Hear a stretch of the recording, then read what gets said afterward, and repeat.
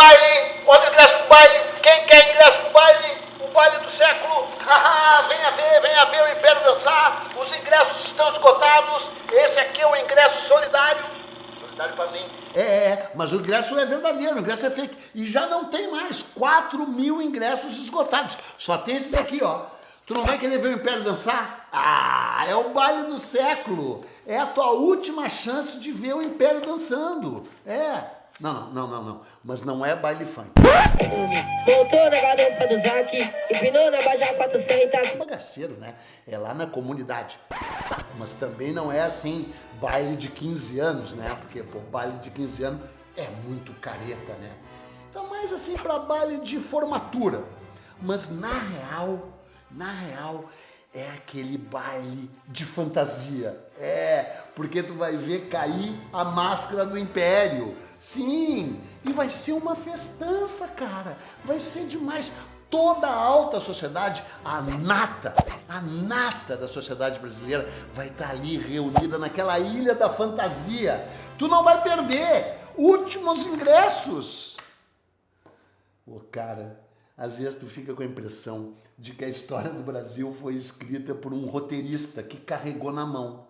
Porque às vezes parece piada, só que não é. Aconteceu. Eu vou te contar a história do último baile do Império, o baile da Ilha Fiscal. Aliás, na venda do ingresso aqui, esqueci de te dizer, vai ser na Ilha Fiscal, mas não fica nervoso que não vai ter nenhum tipo de fiscalização. Ninguém vai te fiscalizar e, acima de tudo, não é uma fiscalização tributária, né? Porque só tem rico lá, nós não vamos cobrar imposto de rico. Então pode vir tranquilo. Tu pega o barquinho ali no Cais Farro, bem no centro do Rio de Janeiro, e vem para essa ilha da fantasia. Cara, isso aconteceu, sabe quando foi? Foi hoje, exatamente, 9 de novembro de 1889. Tudo bem, né, que hoje é 9 de novembro de 2025, né, mas é uma data redonda. Pena que hoje é domingo, porque foi num sábado. A última vez que o Império dançou.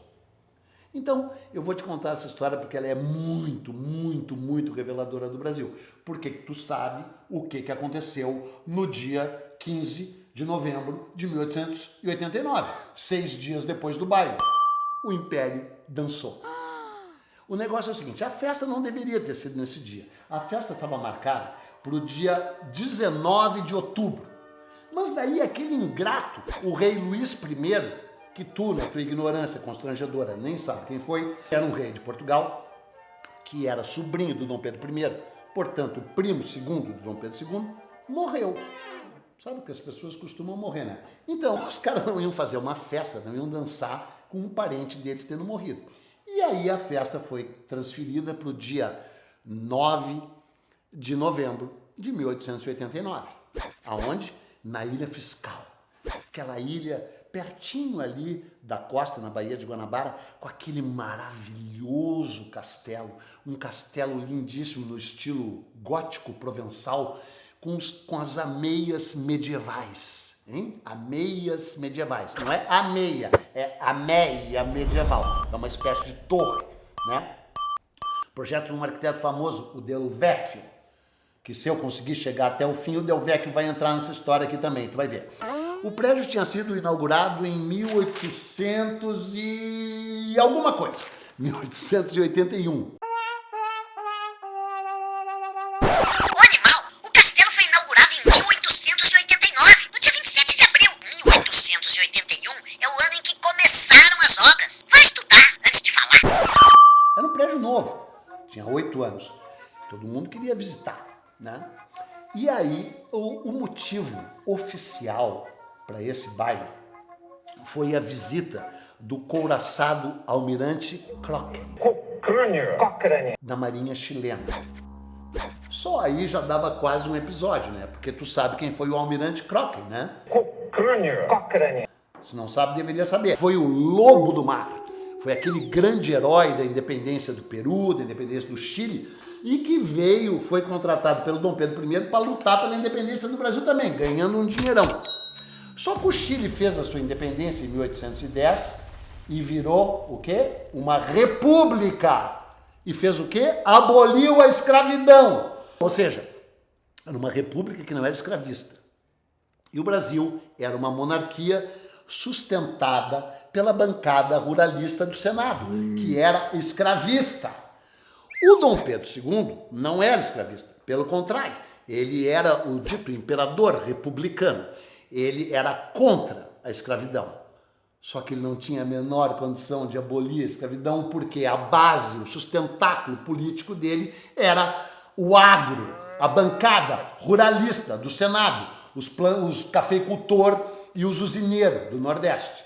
Tanto é que quando a filha dele, a Redentora, a princesa Isabel, aboliu a escravidão, até tu sabe o dia, qual é o dia? Qual é o dia? 13 de maio de 1888, o que ela fez? Ela puxou o tapete do Império. Estava na cara que eles iam ser derrubados. Não só pelos cafeicultores, como pelos milico-golpistas, como tu vai ver. Inclusive, o verdadeiro motivo dessa festa não era saudar os marinheiros, os marujos, os comandantes do navio chileno. O verdadeiro motivo era comemorar as bodas de prata da princesa Isabel, a Redentora, com o Conde de. Mas como o Conde de se escreve Conde deu, as pessoas ficavam perguntando, será que o Conde deu ou que o Conde não deu? Cara, tinha mesmo uns papos que o Conde era gay, que era, aliás, absurdo, porque o Conde era assim, as cartas da princesa Isabel, que ela trocava com a família e com o próprio Conde, revelam que a vida sexual deles era bem intensa. Mas o Conde era um escrotinho, ele era dono do maior cortiço do Rio de Janeiro, o cortiço Cabeça de Porco, e cobrava um dinheirão dos pobres para morar em casas que pareciam favelas, em comunidades. Então ninguém gostava do Conde. E o que é pior, o imperador estava doente. Então se ele morresse, e ele ia morrer, ele ia ser substituído por quem? Pela princesa Isabel. E aí a princesa Isabel ia virar imperatriz. E o Brasil ia ser mandado por uma mulher. Imagina uma mulher mandando no Brasil. É o fim. E o pior, uma mulher casada com um estrangeiro. Com um estrangeiro, porque o Conde de, como tu bem sabe, era francês. Então eles disseram que era para homenagear o pessoal do encoraçado Crocken. Mas na verdade era para comemorar os 25 anos de casado da princesa Isabel e do Conde de. Então eles anunciaram a festa e distribuíram 5.000 convites só para a nata da sociedade. Sabe o que aconteceu, né? Todas as roupas de luxo da Rua do Ouvidor foram compradas, todas as joalherias tiveram suas joias compradas. As mulheres, 72 horas antes da festa, já não tinha nenhuma vaga em nenhum cabeleireiro, em nenhuma manicure do Rio de Janeiro. In this way, the hairstylist, an artist in every sense, makes his own valuable contribution to this colorful world. Algumas mulheres foram fazer os cabelos e as unhas às 3 da manhã. Durante 48 horas, as manicures e as cabeleireiras trabalharam. Raiou a grande noite. Porque não raiou o dia, raiou a noite. A festa estava marcada para as 8 da noite, daquele sábado memorável, 9 de novembro de 1889. Hoje é dia 9, não é dia 9? Se tu tá vendo depois do dia 9, o problema é teu, porque tá entrando no ar, nessa nova e espetacular fase do canal Buenas Ideias, no dia 9, domingo, mas foi sábado. Começou a festa. O Dom Pedro, aliás, todo mundo considerava a corte brasileira chatíssima, porque o Dom Pedro era tido como o Marco Aurélio dos trópicos. Sabe o Marco Aurélio, né? Aquele imperador romano que escreveu as meditações. Aliás, tu devia ler as meditações do Marco Aurélio, né? Para aprender a ser uma pessoa mais comedida. E ele não costumava dar festas. Todo mundo dizia, inclusive, que a corte dos Bragança no Brasil era totalmente tediosa, aborrecida, chata. Então ele resolveu botar para quebrar com aquela festa. E aí tu sabe que tem um menu. Eu vou te ler o menu para tu saber o que foi servido lá. Vocês aí sabem o que foi servido lá? Sabe o que foi servido? Sabe o que foi servido? 800 quilos de camarão. Hein? quase 1 tonelada de camarão. Que coisa maravilhosa. 600 frangos. Por que é que vai comer frango tendo peru? Porque tinha 500 perus. 64 fazões. Fazão sim. 1.200 latas de aspargos. 20 mil sanduíches de mortadela, provavelmente pro pessoal do PT que ficou ali estacionando os barcos ali fora. Quem é que vai comer sanduíche? Vai comer sanduíche em banquete agora? Não conhece essa piada? Levou sanduíche pro banquete. 14 mil sorvetes. Sorvete era uma grande novidade na época. Nem tinha sorvete no Brasil. 2.900 pratos com docinhos. Ah, que maravilha! 10 mil litros de cerveja. Mas quem é que vai beber cerveja tendo 304 caixas de vinhos finos e champanhe? Hein? A cerveja, o sanduíche de mortadela era lá para os guardadores de barco ali. E uma banda instalada no convés do coraçado Kroken, que estava ancorado bem ali perto, tocava valsa, polcas e mazurcas, e todo mundo dançava, O imperador chegou às 10 da noite, e quando ele desceu da galeota é Dom João VI, era o nome, que tinha transportado o próprio Dom João VI em 1808, portanto já tinha 80 anos a galeota, ele tropeçou.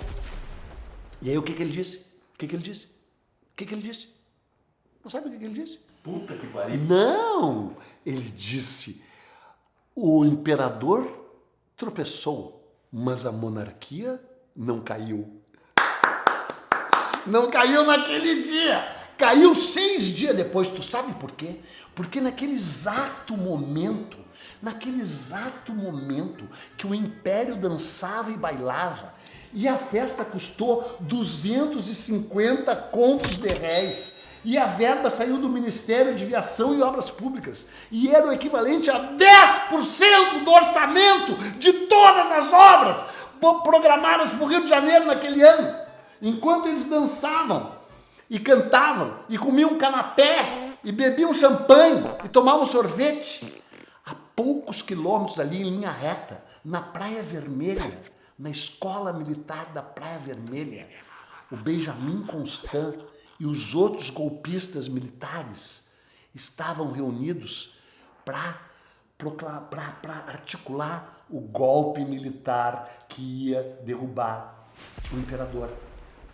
Inclusive, naquele dia, o fulano de tal, o Benjamin Constant, disse a seguinte frase para os cadetes: é preciso que nos sejam dados plenos poderes para tirar a sofrida classe militar desse estado de coisas incompatível com sua honra e sua dignidade. E quando a honra e a dignidade da classe militar são afrontadas, o que acontece? Um golpe militar. Então os caras estavam tudo dançando e cantando, enquanto do outro lado da Bahia eles estavam conspirando. Mas tu sabe o que é melhor? Eu já gravei isso num quadro pro Fantástico.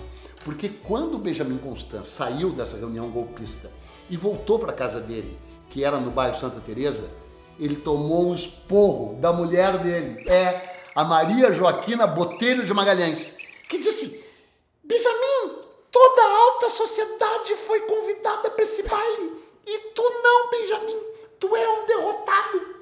Eu já fiz essa mesma frase, já disse essa mesma coisa, vestido de Maria Joaquina Botelho Magalhães, no Fantástico. E nós vamos pôr aqui dentro de uma TVzinha assim, para não pagar os direitos para a TV Globo, embora a frase seja da Maria Botelho e eu seja ela, a Maria Pentelha Magalhães, nós vamos pôr essa imagem aqui, o vestido. Era o baile do século, e até parece que Maria Joaquina sabia que aquela festa de arromba ia entrar para a história. Todo mundo importante estaria lá, 3 mil convidados, todo mundo, menos ela. Naquela noite o marido deve ter ouvido muito. Benjamin, eu quero entrar nessa ilha. E aí ele chegou em casa e tomou esse esporro da mulher. E sabe por que você sabe que ele tomou esse esporro da mulher? Porque a filha deles tinha um diário. Ana Carolina, uma coisa assim, o nome da filha, agora me esqueci. E no diário ela escreveu: Papai chegou em casa e tomou um esporro da mamãe. Não foi assim que ele escreveu, mas quase. E aí ele convidou ela para ir até o cais, e a menina junto e a família, e alugaram um barquinho, e só se aproximaram da ilha para ver o Império dançando, e fazer o Império dançar dali a 6 dias. Ele olhou e viu. Dali a 10 dias, teria um novo baile na Ilha Fiscal. E esse baile foi feito pela República. E a principal homenageada foi Maria Joaquina Botelho de Magalhães. Ah, que maravilha! Tu vê o poder de uma mulher que é deixada de fora de uma festa. Portanto, aqui estão os ingressos, o baile do século. Compre, senão o império vai cair. Compre o ingresso solidário. Mas tu sabe que eu não poderia terminar esse episódio sem te dizer o que aconteceu algum tempo depois, tipo uns 3 meses depois. Estavam num pequeno barco, navegando em frente à ilha. O Rui Barbosa, sabe bem quem foi o Rui Barbosa, né? O Quintino Bocaiúva, que era o diretor de redação do mais importante jornal do Brasil, chamado O País. Aliás, um jornal, eu tinha esquecido disso, que no dia seguinte noticiou que tinham sido encontradas calcinhas, espartilhos, camisinha. Uma coluna de jornal chamada Foguetes. Diz que quando terminou o baile, se encontrou um monte de espartilho de mulher, roupas íntimas de mulheres, com decorações de grandes dignatários que perderam as suas medalhas enquanto se engalfinhavam em beijos alucinantes. Mas como essa coluna foi publicada num jornal republicano, talvez não seja verdade, mas muito provavelmente é verdade. Mas o que interessa é que agora nós estamos num barco com o Rui Barbosa, o Quintino Bocaiúva, o Aristides Lobo, que também era um ministro do novo regime, com o Del Vecchio. O Del Vecchio, tu não te lembra mais, mas eu já te contei, era o arquiteto responsável pela construção daquele palácio maravilhoso, um palácio neogótico, um palácio gótico provençal com ameias medievais, como eu já te contei. E quando eles estão passando por ali, eles veem que na fachada do prédio tem o brasão do Império esculpido em pedra de cantaria. E um deles, não se sabe quem foi, diz assim: como que um regime republicano ainda tem o símbolo do Império nessa parede? Vamos mandar derrubar, quebrar, defraudar, depauperar, destruir aquele símbolo. Quando o Del Vecchio, que está no barco, diz o seguinte: não, senhores, pelo amor de Deus, eu vos imploro, se mereço alguma coisa dessa república, a qual pretendo servir com a mesma lealdade e o mesmo espírito de sacrifício com o qual serviu o Império, eu vos imploro para que não toquem naquele emblema. Aquilo é uma obra-prima da cantaria. Foi feita por um velho auxiliar do conde de Santa Marinha, um preto septuagenário que é um verdadeiro artista, que hoje se encontra cego e depauperado, e acredito que ele sofreria muito se soubesse que a sua obra de arte, fruto de um trabalho tão penoso, foi cruelmente destruída. Então, o símbolo continua lá. Só que o que tu tem que saber é que, como tantas obras feitas no Brasil, o Palácio da Ilha Fiscal também foi feito por mão de obra escravizada. O preto septuagenário, não sabe o nome, não disse o nome, hoje está cego e desamparado. Então não destruam a obra de arte dele, porque cego e desamparado está o país que não conhece a sua história. E país que não conhece a sua história está condenado a repeti-la. Tchau.